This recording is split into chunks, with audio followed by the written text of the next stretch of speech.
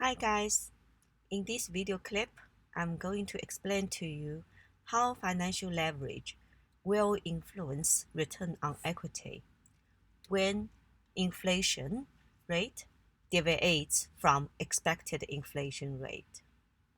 It means when investors in the market expect certain percentage of inflation rate, for example, 2%, at the end, the actual inflation rate may deviate from this 2%. It can be higher than 2%, becomes 4%, or lower than 2%. In this table, it assumes 0%. And this example is also shown in Geltner et al.'s textbook. In the textbook, they provide a table. And here, I explain the calculation process for a few key concepts. For the calculation for other parts can be found in the PDF file that I provided in the centralized learning resource. So let's look at this. In the table, we have three key columns. Middle column shows X and T inflation rate and also all the other values under this market scenario, under this X and T market scenario. Left-hand side column shows all the potential values under the market scenario if actual inflation rate is lower than this expected inflation rate. Right-hand side of the column shows the scenario when the actual inflation rate is higher than expected inflation rate.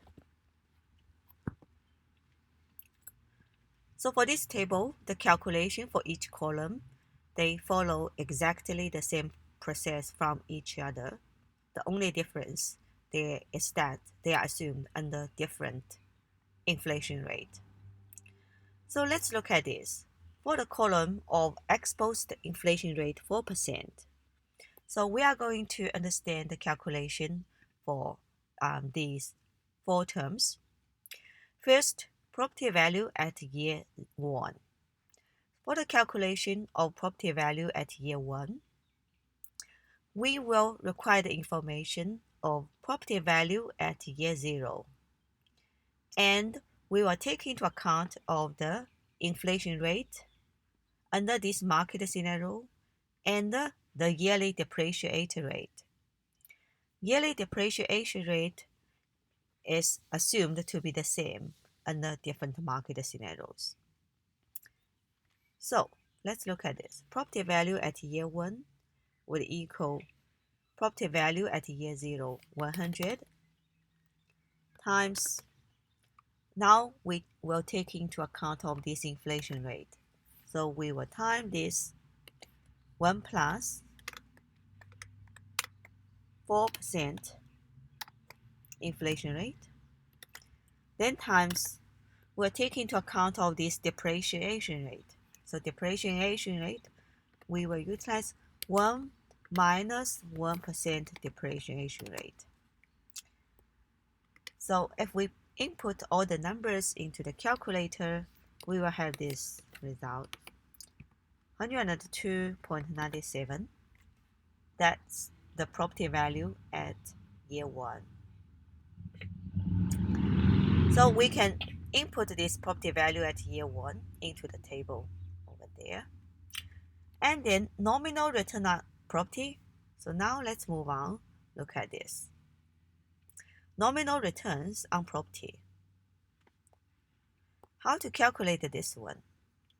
Nominal return on property, the calculation will be similar to a case study in week 2, 1 and 2 topic, when we calculated return for property from the previous year to the present year. So nominal return on property, we will utilize property value at year 1.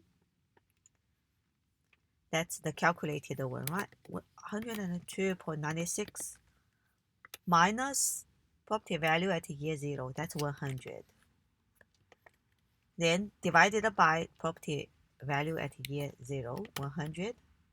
Then if we denote it into a percentage, we'll times 100%. So then will give us this 2.96%. Similarly, when we calculate nominal return on equity, we will do the same thing. We will utilize equity value at year 1 minus equity value at year 0, then divided by equity value at year 0. So we'll have 42.96 minus 40 divided by 40, then times 100%. So if we input this information into the calculator, then we will get 7.4% for this nominal return on equity. So now let's look at this. How to calculate this real return on levered equity or real return on equity.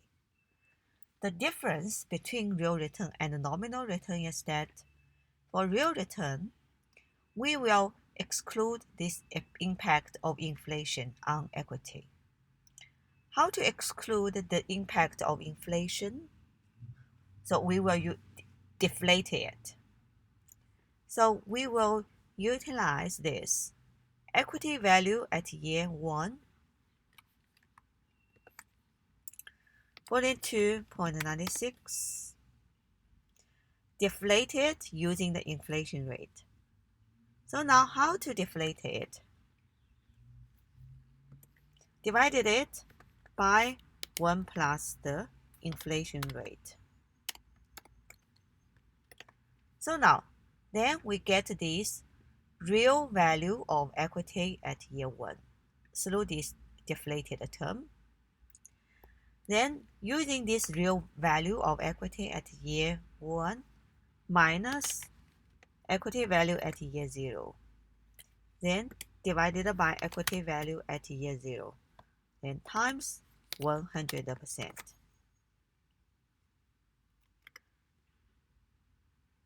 So through this process, we convert this nominal equity value into real equity value for year 1, and then we get this real return on equity.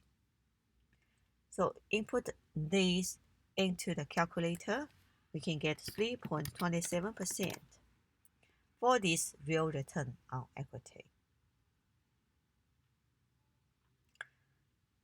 So now, in the table, there's additional part that will calculate nominal deviation of nominal return from X and T. So for that part, we utilize this. For the market scenario and the 4% inflation rate, we will utilize the nominal return on levered equity minus this nominal return on levered equity under this 2% expected inflation rate.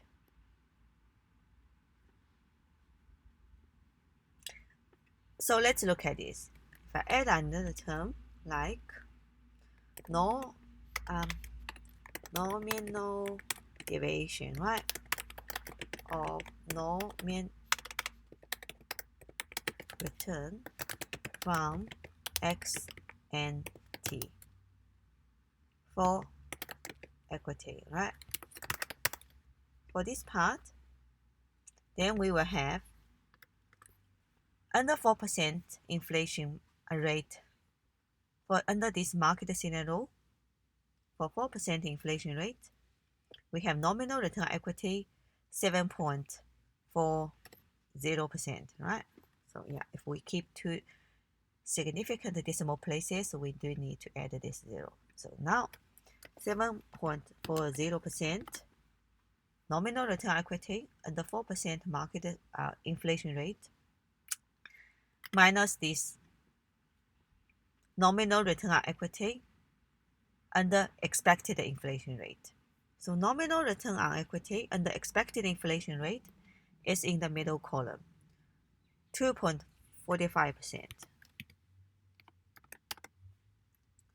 So now 7.4% minus 2.45%, then this will give us a value that's under this inflation rate 4% and under the row for this nominal deviation of nominal return on equity, that's 4.95%.